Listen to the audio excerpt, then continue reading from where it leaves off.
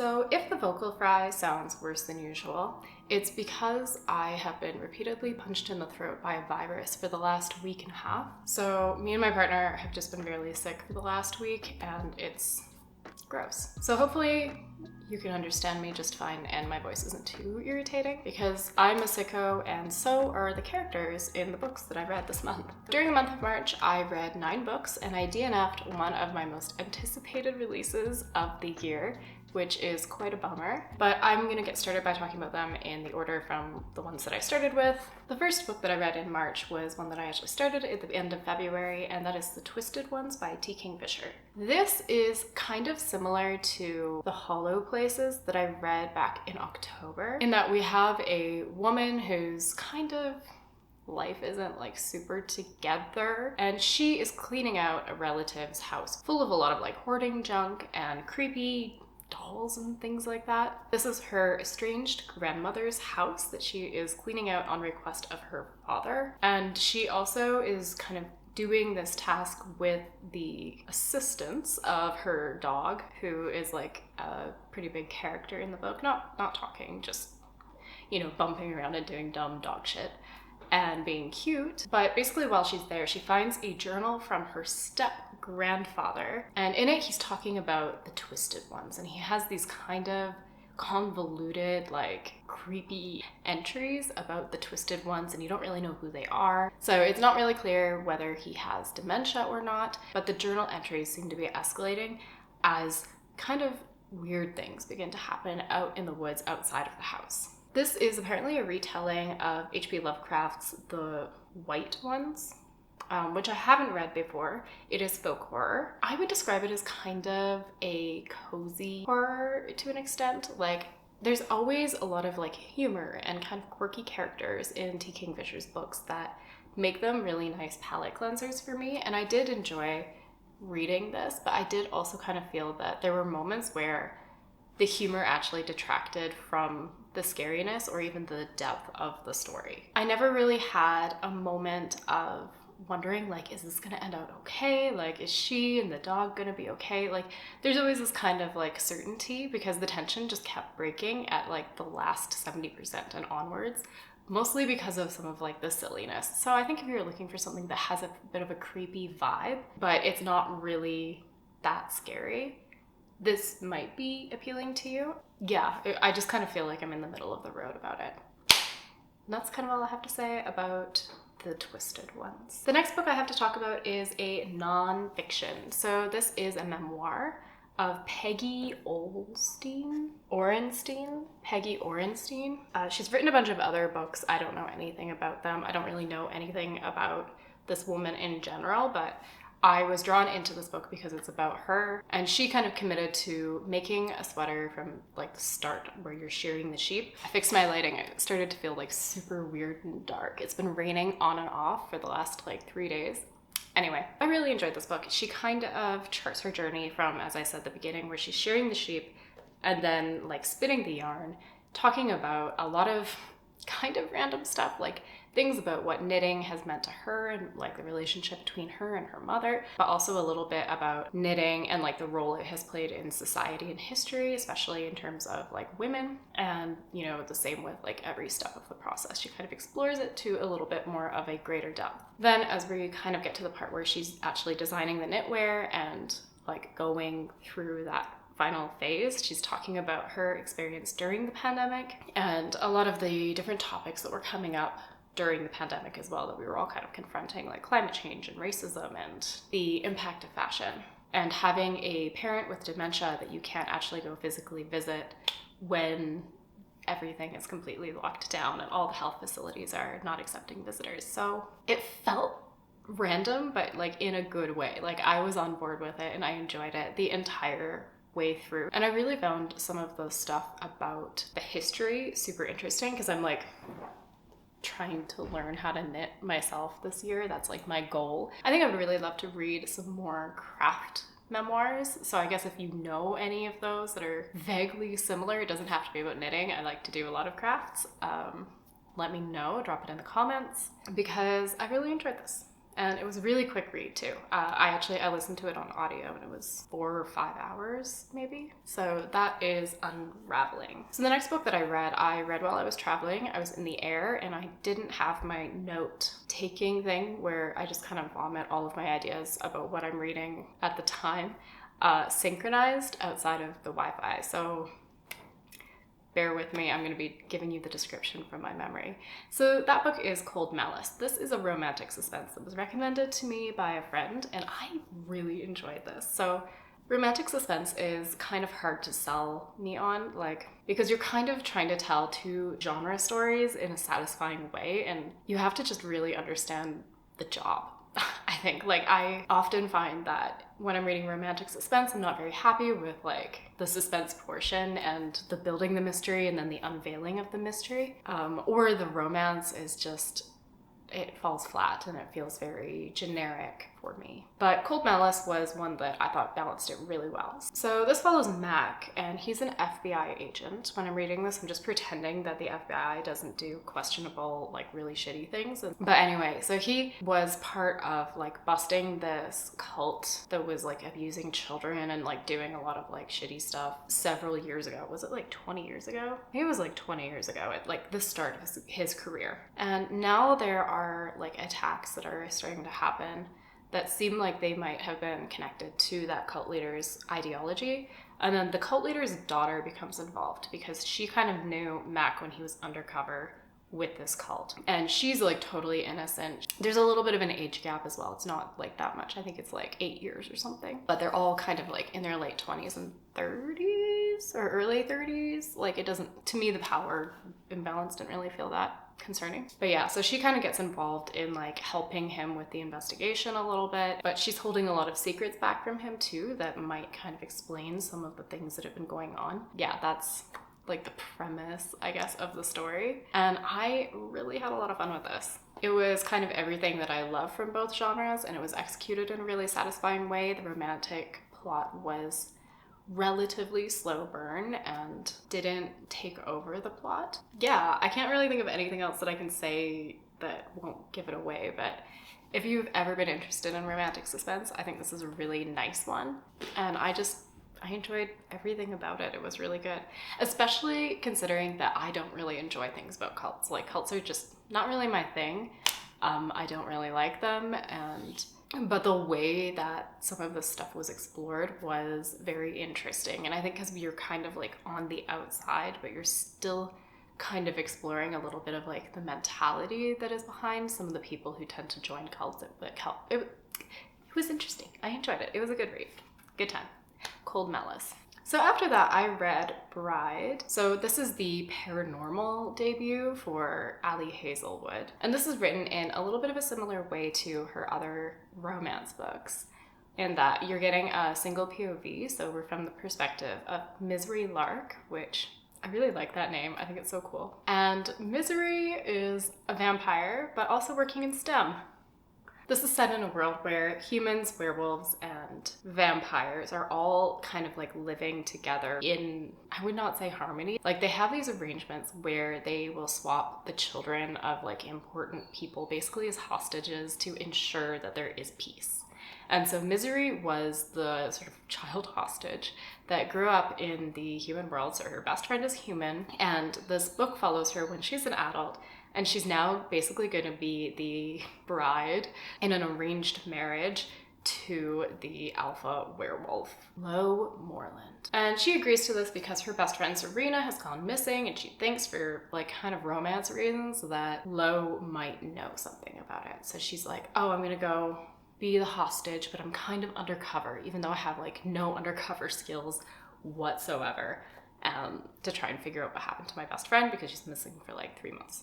There is a lot of world building for the first 50%, but honestly, as a fantasy reader, I kind of loved it. There is still a bit of a sense of the plot moving because you're learning about all of these things that have happened, and she's getting married and moving into his place, and you're meeting all these people, and stuff is still kind of happening, and she doesn't really begin with her nation until the 50% mark. And oh, I almost forgot, every couple of chapters you get a 1-page thing from Lo where he's her scent is overwhelming and I must not feel attraction to this person. What's wrong with her that she smells so good? Kind of like torment, which is like entertaining, I guess. It was fine. And then in my notes, I just wrote third act breakup. Nope.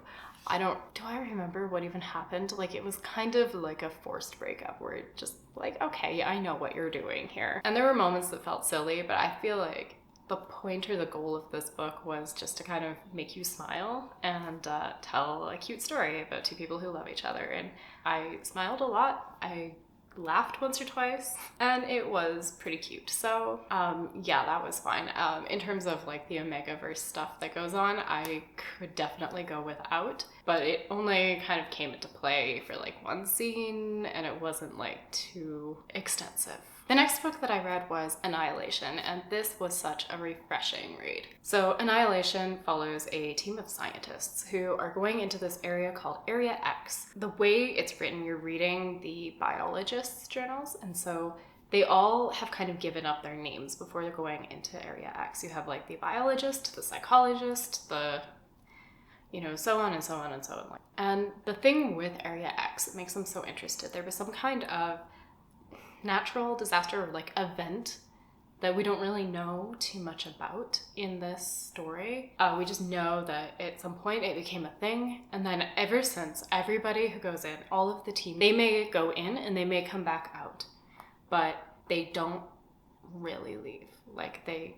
come back changed. They're kind of empty shells. They don't always remember things that they should remember. They have just in some way fundamentally changed, and we don't know what's happening to people in Area X. And so that's all I'm going to really say about the premise, because it's quite short. Like, I could not stop reading this when I started. It was really fast-paced, and I just thought it was wonderfully written, because we're really playing with the horror of the unknown. It's kind of a bit of a sci-fi horror as well. Like, there's some things that are happening that don't totally make sense, and like, I don't know, I was just holding my breath at some points. I was so stressed at like this one point that I felt almost nauseous. There is kind of a reveal in the last few pages, but you don't get a full reveal. You don't completely understand what's happening at the end.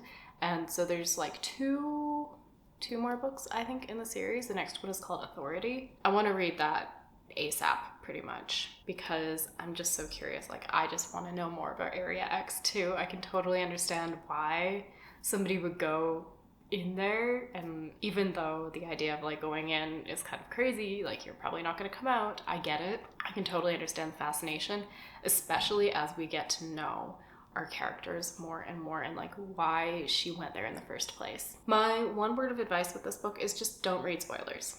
Like, I think that would really ruin the experience of reading it, and I don't think that they will make sense to you anyway. So that's Annihilation. Absolutely loved it. I'm so glad that I finally picked it up. The next book that I want to talk about is The Projections.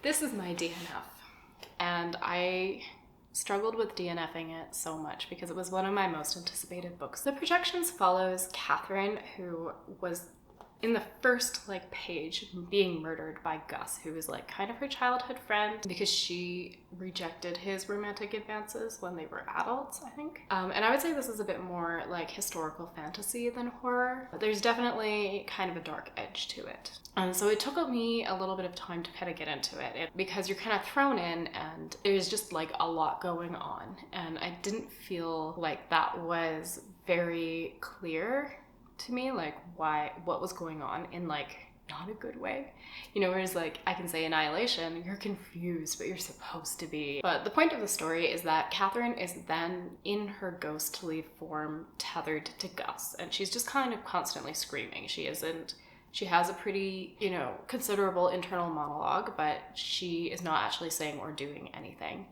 And therein lies my problem with the book. You kind of understand as a reader that she is going to enact her revenge on him. But you also kind of get two POV, because Gus is like doing this thing, which I didn't totally understand. Okay, he's trying to create these projections of other women that are in some way similar to Catherine, I think, and like, see if he can have a romance with them. I don't understand what was totally happening at that point, or like with him.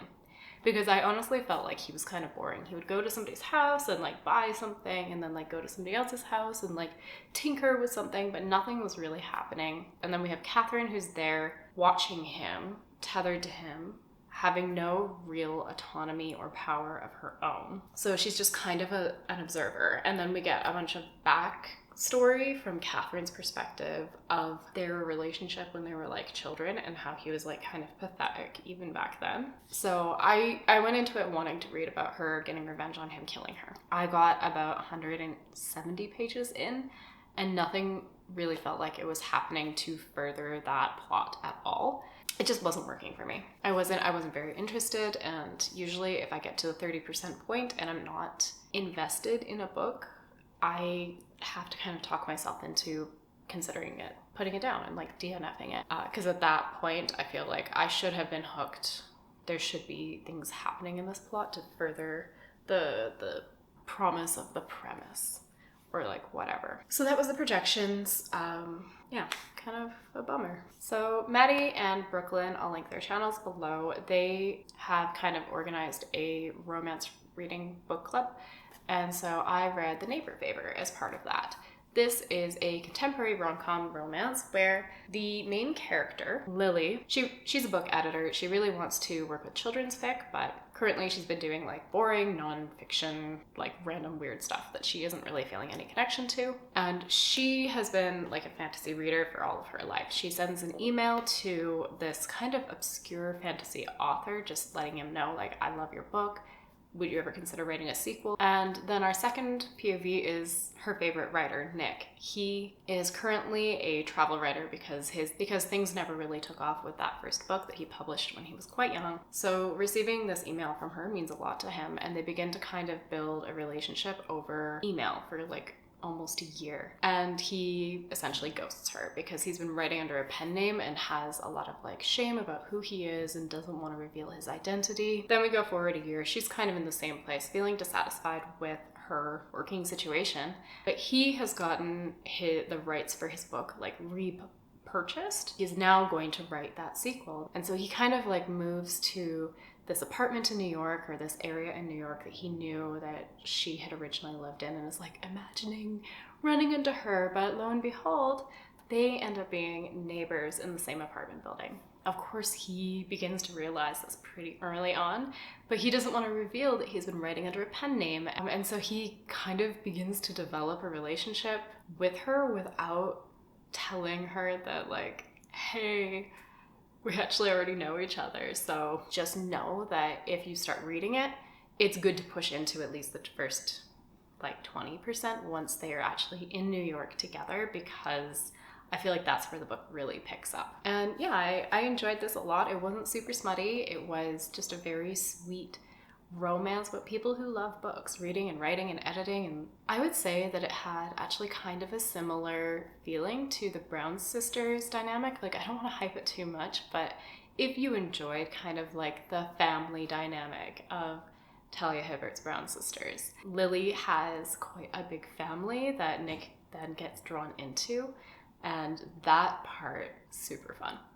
So that's The Neighbor Favor. Following that, I spent like a chunk of the month working on Empire of the Damned. It's getting really bright outside. I don't know if how well you can see this. This is the second book in the Empire of the Vampire series by Jay Kristoff. This is like a high fantasy series that's inspired by France, where the sun is kind of perpetually set. So we're always kind of at dusk. All of the vampires that had formerly existed suddenly are able to kind of like come out into the open, and they sort of take over and create an empire. And in it we follow Gabriel de Leon. He's like a half-blood, so he's like half vampire, half human. Because vampires are so despised in human society, he's kind of like looked down on, and so his really only place to find a sense of meaning is in this kind of religious order of like vampire slaying monks. We meet Gabriel when he is being held by his captors during the present day, and then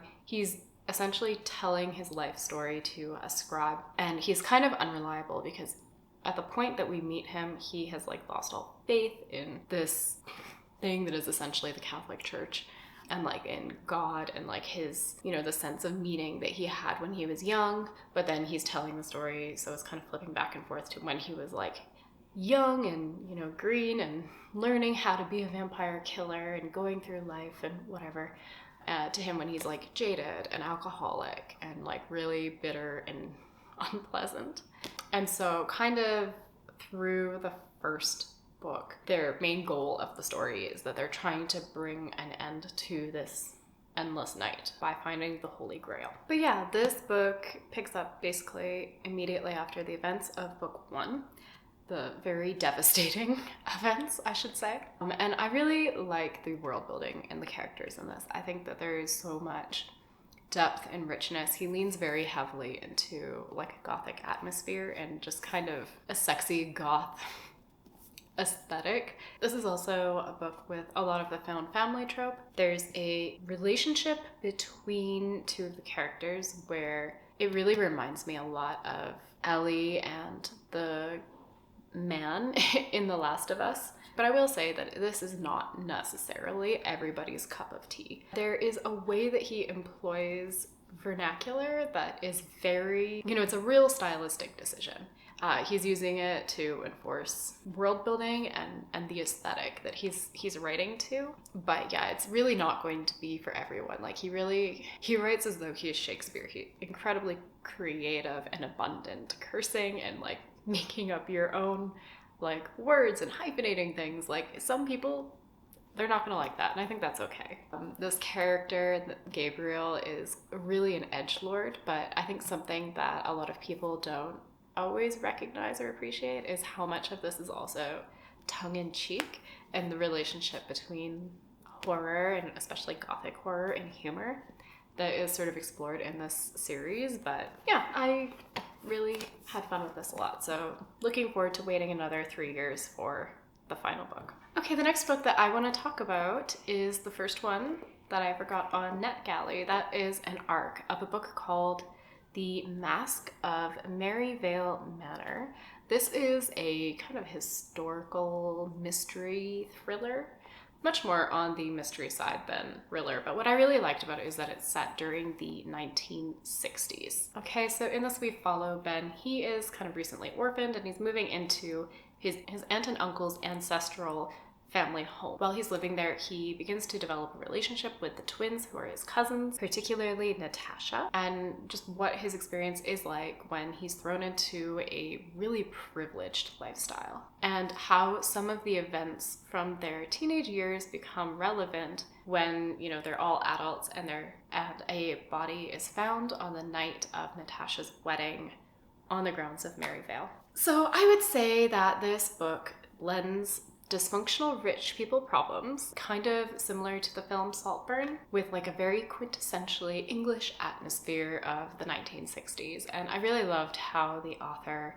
nailed the atmosphere in this book. There's also this element of folk tradition with the Oser mask, but this is like a mask that becomes relevant in the story that is known to be mounted on the wall in Merryvale Manor. I think my greatest struggle was kind of with pacing, because I was extremely invested from chapter 1 when they first find the body and you see how complicated the relationship is between Natasha and Ben, even as adults.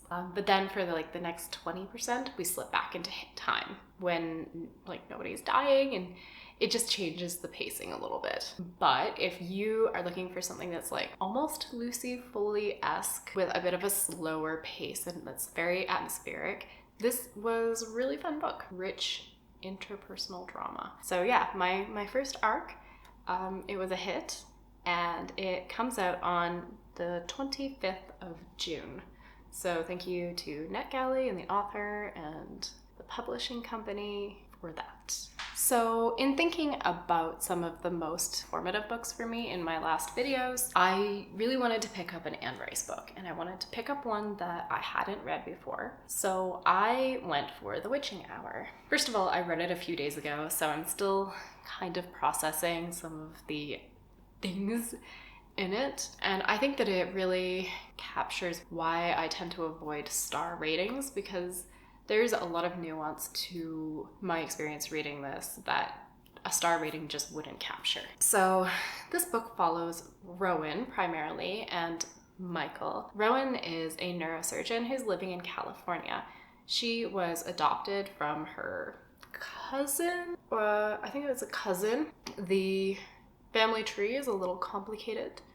I'll get into that later. When her mother dies, she is the inheritor of a home and this huge legacy in New Orleans. And around that same time, she actually saves the life of a man named Michael, and we get his POV a little bit as well, but he kind of has this gift because she pulls him up from the side of her boat. He was like drowning or like dead, and she revives him. And when he is revived, he comes back with these powers where if he touches something, he will like see the history of whatever that thing is, or see like a really strong memory or emotion or whatever that is associated with that item. So yeah, he finds out that Rowan is a witch. Things happen. We're flung back in time. We spend a significant chunk of this 1,200 page book reading these files that are related to the Mayfair witches, her family. And through these files, we discover that part of Rowan's inheritance is also this evil spirit thing called Lasher. And he has attached himself to the dynasty of witches and essentially gives them power. They go back together to New Orleans, where Michael's originally from as well, and confront her inheritance. And there are elements of it that elicit such immense horror and disgust in me. But at the same time, there's something about the story and the way that it is written, and mostly the way that it is written, that is so beautiful and kind of completely absorbing, that kept me going through such an immense tome. What I think is important for people to understand if they are wanting to read this is that they need to check the content warnings. I don't usually do that. I don't think that I'm a particularly sensitive reader, but story of this book is blending horror and sexuality. That is what I took to be part of the intention of the story. And I know that, Anne Rice has always kind of done that across her stories. There's always been like a lot of kind of subversive, at least for the time, things that go on. But in this, like, we have a lot of really heavy topics. I think reading this 34 years after it was published, the themes of like bodily autonomy and consent really stood out to me. And I found Rowan as a character to be really, really interesting. I've really enjoyed reading from her perspective because she is described kind of like a man in a lot of ways. Like, there's this paradox of Rowan where she is in some ways very traditionally feminine, but then the way that Rice describes her attitude and her way of decision making and communicating and conducting herself within a professional environment is immensely masculine. And what Michael, when you're in his perspective, finds attractive about her is usually the kind of things that are described that women find attractive in men.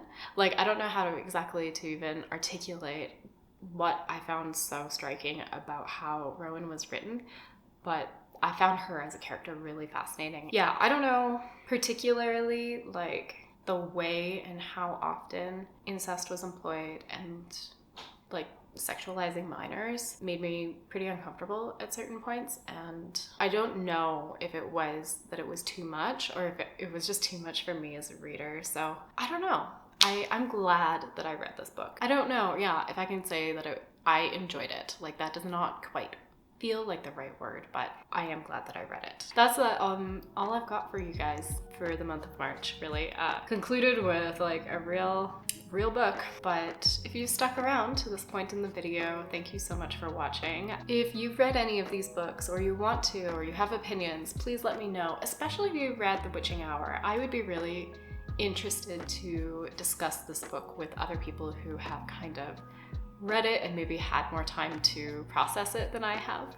But until next time, I hope you have a great day, evening, lunch, breakfast, dinner, whatever your next meal is. I hope it's fabulous, and thanks for watching. Bye.